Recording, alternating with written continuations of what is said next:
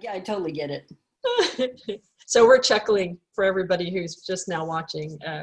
We're chuckling about me not hitting the record button properly. In any case, welcome. I just want to introduce my dear friend and actually writing mentor, Karen Irland, to our interview platform this afternoon. Karen is the author of this great book called Along the Way, My Journey with Horses, which is also available on Amazon. She's an internationally recognized instructor of centered riding with 30 years of teaching this method. And in recent years, Karen has taken her vast experience from being a top-level competitor, teaching horses and humans to find a more natural and stress-free way of being together, and created her own method. Her desire is to help riders through positive methods realize their dreams of a special partnership with their own horses. And I love this little quote that I pulled out of your book, and it says, "When we climb onto the back of a horse, onto a horse's back, we know," let me rewrite your book. We're no longer just a two-legged being responsible for only ourselves. We immediately affect our horse in every way. So it's up to us to be conscious of our own balance, attitude, and agenda. This is the fair and honest way to a true partnership. So welcome, my friend. And I would love for you to share how you first started out teaching people and horses, just so that they have that background. Yeah, that's a good question. Let's see, 1986 was the year after Sally Swift wrote her book, Centered Riding, and it was so popular that she started to get asked to do clinics. And so I was living in Michigan at the time, and she came to Michigan to do a clinic, and one of my friends asked me if I wanted to go. And I had nothing to do that weekend, so I went. And it wasn't exactly a course for instructors then. It was just Sally teaching, because there wasn't this whole group of level of teachers like there is now at the time. But I went, and it just blew me away, because it really was the first clinician or person or teacher ever who had talked about the rider and not the horse, and what riders need to do, how riders can learn how their body works, how to match that to the horse's movement. And it was fascinating. So I kept going back. I chased her all over for more than 10 years and became an instructor myself, because I thought everybody needed to hear what she was talking about. And of course, you are we are all a combination of everything we learned. I'd had a good 15 to 16 years of classical teaching in several disciplines before I met Sally. So all of that combined together was really effective. Was just life-changing for everybody. So, and Sally always said that centered riding is not a separate discipline. It is a way to get to where you want to go, because you understand how your body works. And that was huge. And it led, of course, to a whole new journey. So, and at the time, Karen, I know you competed a lot. Where were you competing? I started out in hunter jumpers when I was really young. And after college, I went to 3-day eventing, cross-country jumping that had just started to get really big at the time. And so I did that because it was way more fun than going around an arena. And it combined dressage too. So that sort of gave me the dressage bug. So when I met Sally, I had just really kind of got the dressage bug. And I had pretty much green horses when I first met Sally, but I wanted a really schooled horse to really practice centered riding. I stopped competing. I stopped doing everything because I just wanted to do that. Because my first thought was, oh my gosh, I have a lot to learn about riding. So I bought a schoolmaster, an upper level schoolmaster, so I could play with centered riding while I rode the schoolmaster and never looked back. So It's amazing. So it applies to every single riding discipline. So if you could think back to that time, what was it that you saw in what she was teaching, and then you applied and something changed that exponentially, that you said, oh my gosh, ending my competition. I'm just focusing on this one person. Yeah. I'm going to chase her around the Yeah. continent. I think, Bo, mostly because when I watched, I didn't ride in the clinic that I first went to see her at. I audited, but she had like 12 riders that rode in groups. Every single horse changed Oh. within minutes. Every single horse was lengthening their frame. They relaxed. They were licking their lips. They were coming over their back, using their bodies right. They were happy. And everybody was laughing and having fun.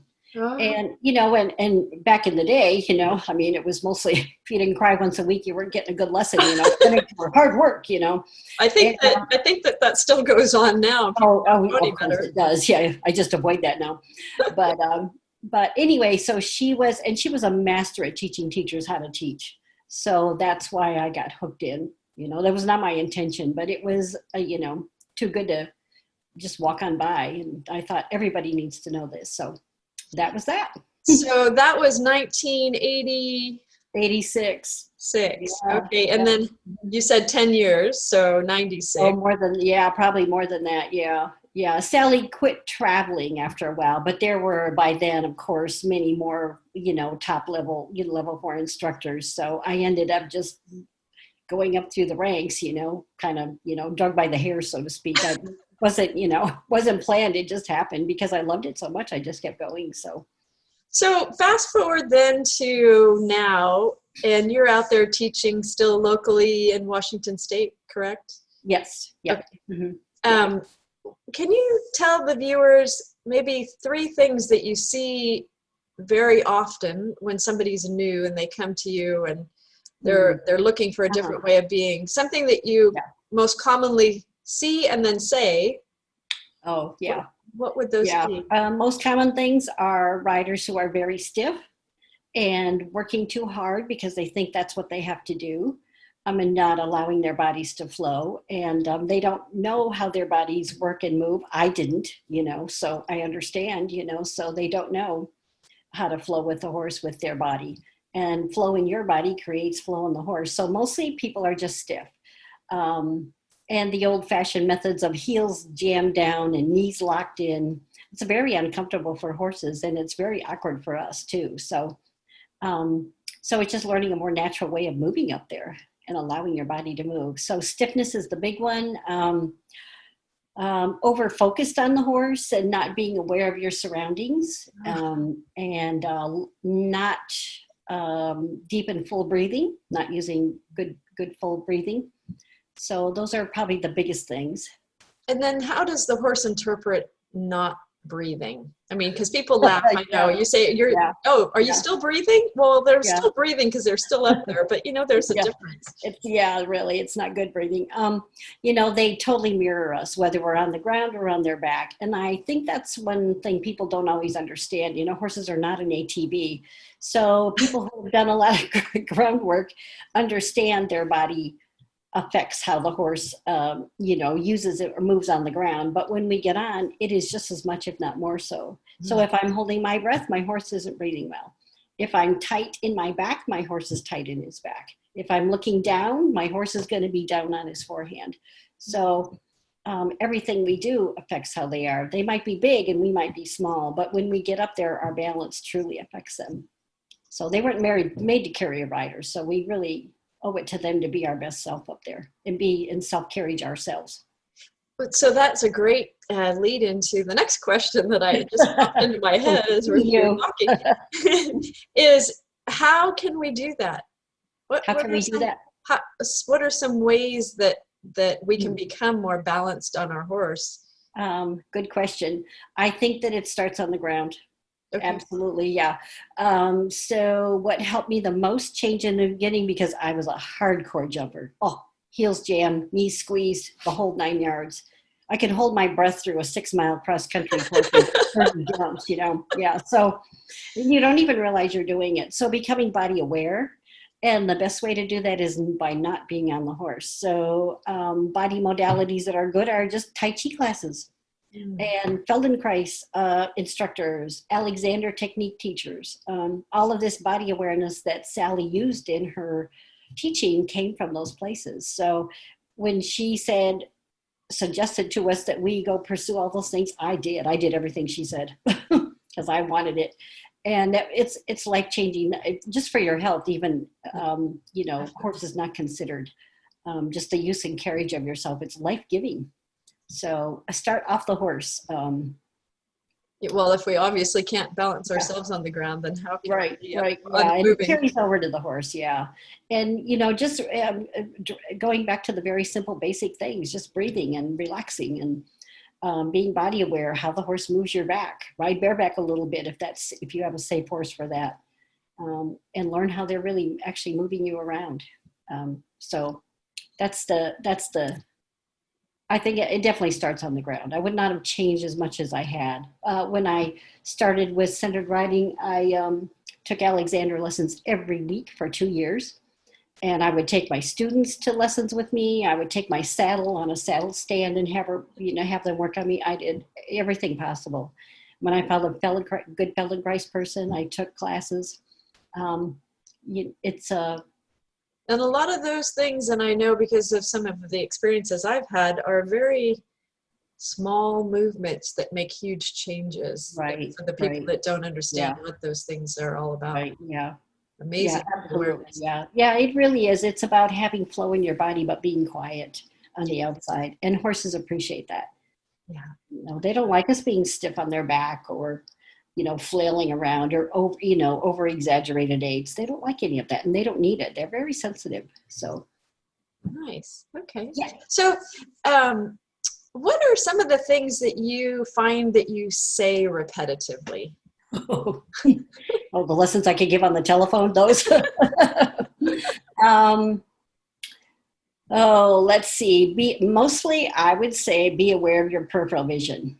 Oh. Use your 180-degree eyes, use your peripheral vision, because that alone will line your body up and also make you aware. I would say 99.9% of us stare at the back of our horse's ears or his neck, wondering what's going to happen, wondering how he looks, wondering what he's going to do next, And that's very, that throws your balance forward, but it's also very stressful to horses.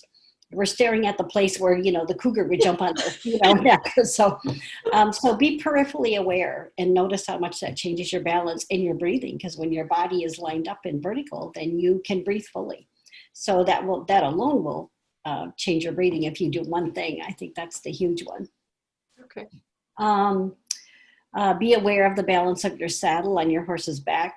We all know saddles need to fit our horse's back now, but we also need to be aware that our saddle is level for our own seat on the horse's back. And I probably run into that. I take a whole set of fancy pads with me to adjust saddles so the seat is level. Because if you're fighting the balance of the saddle, then you won't be able to be vertical in the saddle. So those are two big ones. Definitely. So I've seen a lot of the saddle issues. Yeah, right. Very important. So any other things that you would normally find that you're adjusting or changing and finding that changes the horse completely? Let's see. Good question. It's such an individual thing. How about horses that are really, people say, oh, my horse is really mouthy. Yeah. I think that, the old-fashioned bits that were used for so long, a single joint snaffle and a loose ring and a big fat hollow mouth snaffle, people are proud that they use those, but they're actually so uncomfortable for horses because it doesn't take into consideration the whole shape of the inside of their mouth. So I carry bits with me too. I really like the Mylar bits because they provide tongue relief and work off the corners of the mouth. And it works 99% of the time. And much more comfortable for horses, and they'll change in minutes, if they're happy in their mouth. So it totally makes sense. So you have a bit that fits in their mouth comfortably, you have a saddle that's balanced and fits the horse, and then you balance the person, and everything underneath the person balances. Yeah, it's a triple package. Yeah, there was some really good video tests done combined with X-ray photography of the inside of a horse's mouth, their tongue, their teeth, their bars, and everything, that showed what different bits look like. Every single horse was trying to get rid of a one-joint snaffle or an Argentine snaffle, those with one joint was shanks. Loose ring bits tend to pinch them in the corners of the mouth. Horses don't generally like those, and there's too much slidable and it's not stable. But with the mylar bits in there, they had tongue relief. It floated over the tongue and worked just on the corners like it's supposed to. So, and even the really popular, for a while, the three-piece bits, but even those, they actually have two joints in the middle. Even if they have that little thing in the little bubble in the middle, they have two joints. So it's still two more places to pinch and press on their tongue. Most horses have a pretty thick tongue and a low upper palate. So there's not room for a big fat bit in there. So it's amazing all the things that we have to take into consideration that in the past, we just kind of took for granted and jumped on, and that's just how it is, and off we go. And really, when I was a kid, my horse was an ATV. That was it, Let's go swimming in the lake. Well, that probably was okay since you didn't need a whole lot to do that. But exactly, exactly. They put up with us. Yes, they do, for sure. They truly do, yeah. Well, if there was any one tip that you could share with everyone that you think that's kind of a generality, but that helps all equine people, what would that be? I would say definitely do not specialize. If you are, if you are starting out, or even if you've been at it a little bit, learn how to ride first. Learn how to ride and work with somebody who knows how to help you do with your body what you should be doing. So don't sign up with a dressage teacher if you're brand new. Don't go to a reining barn. Learn how to ride first, because those people aren't specialized in teaching riders' bodies. Learn the basics. Yeah. Yep. So put the foundation in yourself. Yeah. Duh. But that was taught, we were just yelled at. So, elbows in, heels down, well, that's okay if you go to Walmart and ride that pony and don't put your quarter in the thing, so. But on a real horse, there's a lot going on. So yes, there is. And there's a brain attached to it. That too. Exactly. Yeah. I wanted to do anything that would help the well-being of horses, and centered riding helps the well-being of horses for sure. So when you're not teaching, Karen, what's your favorite thing? My favorite thing to do? Yeah. Oh, dog agility. Or driving my pony in the cart. My pony cart. Yes. Oh my goodness. My new thing, yeah. Mm-hmm. Combined driving events really fast. Karen has a lovely little mini it's not a mini, is he? Yes, he's a miniature, 35 inches, yep. Gosh, and cute. He doesn't know. No. No, he doesn't. He has a heart of a giant horse, doesn't he? Yep. Oh, so great. Yeah. Wow. Yep. Any sports stuff, with animals, with my partners, that's the best. Well, and they're all buddies for sure. Yes, absolutely. Yeah. Mm-hmm. And I wish I had a way to post Andy's picture on here, your little huff.